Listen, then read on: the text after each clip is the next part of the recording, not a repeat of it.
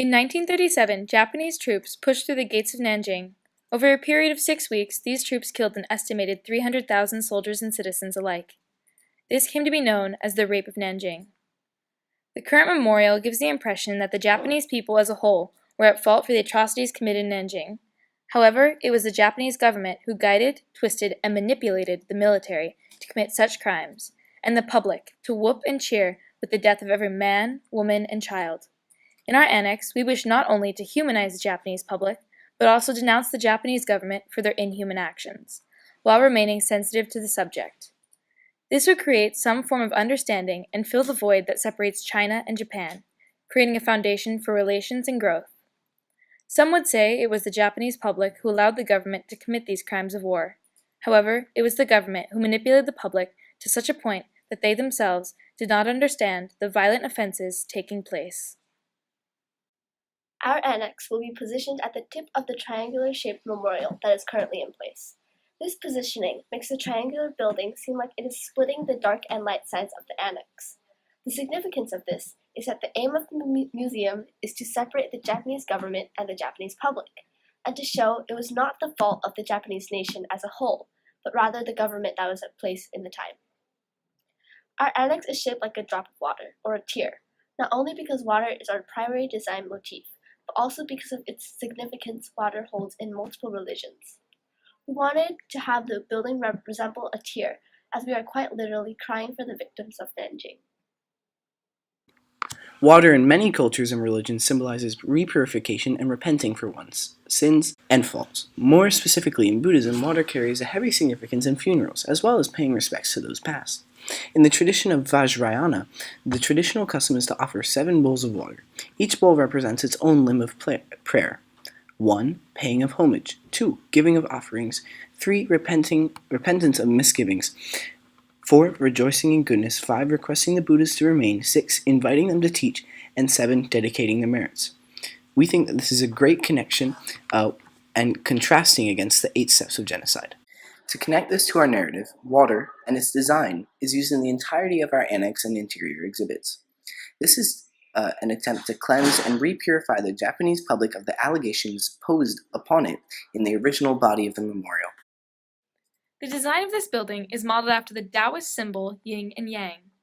This is to demonstrate that throughout the Nanjing massacre there was good and there was evil, that there was good that could be found in the evil and evil that could be found in the good. The government could be the dark side, as their motives are concealed and hidden from sight behind the opaque walls. The public would be the clear light side. As you can see, the dark side is larger than the light side, as if the dark were to swallow the light. This is because they had a lot more control than the public. We did not include the dots on each side to show the outliers, as it resembled the yin and yang too much, and the cognitive meaning of the yin and yang, which communicates, go with the flow. This could be interpreted as the Nanjing massacre was supposed to happen and was not that big of a deal, which is offensive. However, we would still like to demonstrate that there are outliers in each section, which would be shown in the interior. The circles were moved out to the garden. In the garden, our design motif, water, is shown through the flowy shapes of the pathways and the bushes. The circular stones that the path consists of are inspired by Japanese pagoda pathways, and the circles that represent the outliers in the yin and yang symbol. As you can see, the exterior of our memorial is gradient and split into 8 parts. We made a conscious decision to have the exterior be a crisp white and then fade to black with every section of the memorial. We chose to divide the memorial into 8 sections because though said massacre was not a genocide, steps taken to commit such acts of violence closely resembled the 8 steps of genocide. In correlation with these 8 steps, which are classification, symbolization, dehumanization, organization, polarization, preparation, extermination, and denial. We chose to have each step or division become a couple shades darker, starting as a sheet white, slowly dirtying to a jet black. Our group chose to do this because it supported our idea that the government manipulated the Japanese people into submission. You start with the white, everything clear, clean, and harmless. However, the further you go, you begin to see the ugliness and the fault, the violence and the pain being perpetrated. The audience then finds themselves at the end of the memorial, surrounded by nothing but darkness. Our building utilizes new and cutting-edge technologies to ensure the highest level of compliance to the COP21 requirements. For example, our dark side of the building is going to be made of a smart glass. This smart glass uses electricity to align all interior photons, which causes an outer appearance to appear darker, or essentially just tint the glass. This allows the building to save about 33% more energy than buildings that use typical glass. This building and its structures is also made of a carbon concrete. This thermoplastic is the newest and most eco-friendly building material that is being utilized in the building of many new structures, including the hub in Shanghai. Our building also utilizes design to decrease the transfer of thermal energy between the interior of the building and the outside environment. The entrance of the building is placed within a sheltered area to prevent the loss of thermal energy through convection. The building is shaped so that wind will buffet one side of the structure but will not be able to hit the other side. This means that wind is not able to carry off as much thermal energy. The walls and windows utilize new technologies we described earlier to prevent against conduction and radiation. Throughout the interior of the annex, there is a constant theme of water, shown through the flowing designs incorporated in both furniture and various displays.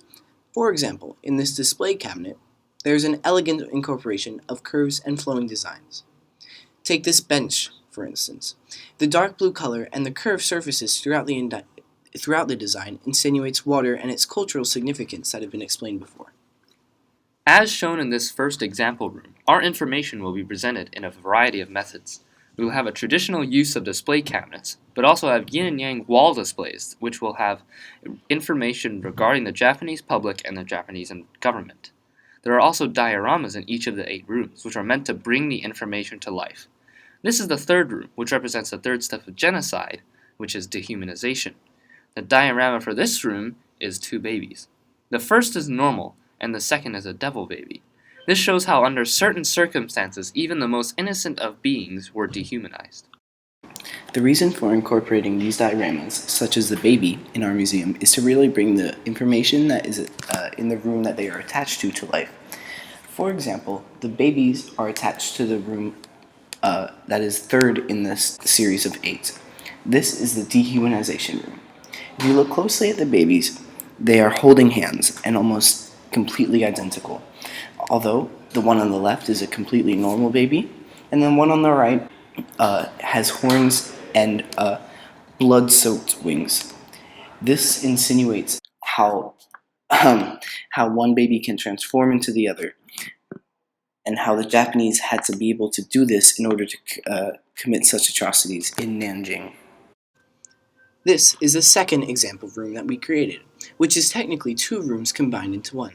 It continues the overall theme of water, but also includes other design aspects. For example, the strip on the floor measures 1.213 inches wide, which represents the date that the massacre started, December 13th. The steps that these 2 rooms are representing is extermination and denial. The light represents how once the massacre started, the Japanese army followed through to the end. The strip of water separating the 2 sections is the point of no return. Once the Japanese army actually committed these atrocities, there was no possibility of going back to the way things were before and repenting for their sins. The design on the wall at the end of the room represents the Chinese people growing anew from the ashes. In each room, we will also have information regarding the outliers. Even within the Japanese military, there were some individuals who were against the actions taken by the military. A prominent example of this is Iwani Matsui, who was the overall commander of the Japanese forces occupying China at the time. He was very adamant that the Japanese army should go about taking Nanjing in a civilized manner, with no action being taken towards the civilians and no harm done to the soldiers who surrendered. Due to unfortunate circumstances, Matsui was recalled to the Japanese mainland and replaced by a government official. Upon returning and witnessing the damage that had been done by his soldiers, he severely punished all of the involved offenders. Informing the public of the outliers is important because it shows that even in circumstances of great duress, there were those who were willing to stand up against it. Our annex building caters to the needs of museum goers by providing basic comforts such as a bathroom at the end of the building and seating throughout the exhibits. It is also wheelchair accessible as it is only a single floor. Overall, our annex wishes to inform the Chinese public and visitors of the museum about the truth as to why the massacre happened, and who was truly responsible for the atrocities that were committed.